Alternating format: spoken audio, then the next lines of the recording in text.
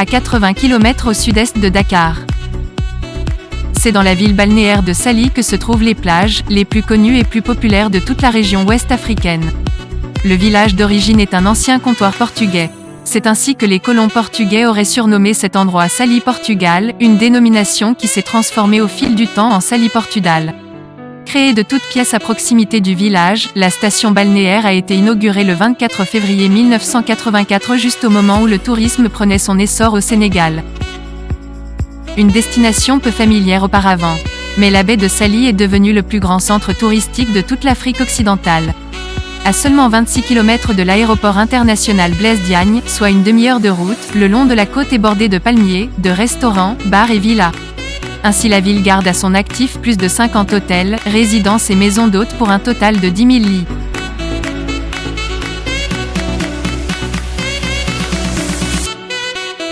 Le nombre d'habitants y est très difficile à chiffrer, en raison des allées et venues de touristes, et la présence de résidents temporaires qui viennent passer à Saly quelques mois par an.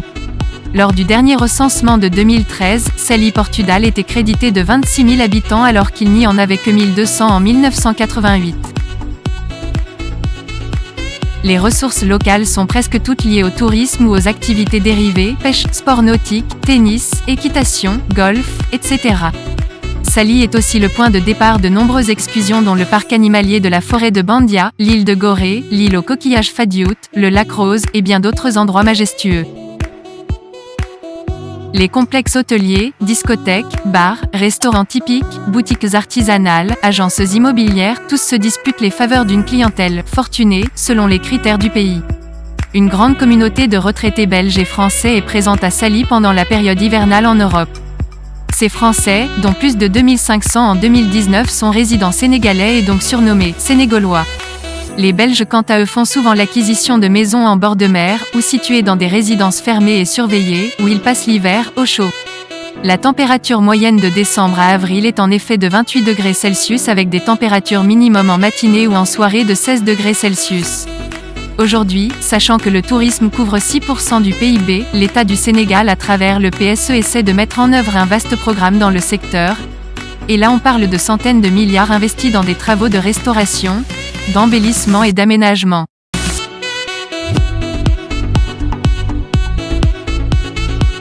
Saly est devenu un véritable centre de service avec la présence des plus grandes banques du pays ainsi que des assurances, des agences immobilières, un bureau de poste, une compagnie de sapeurs-pompiers, une gendarmerie.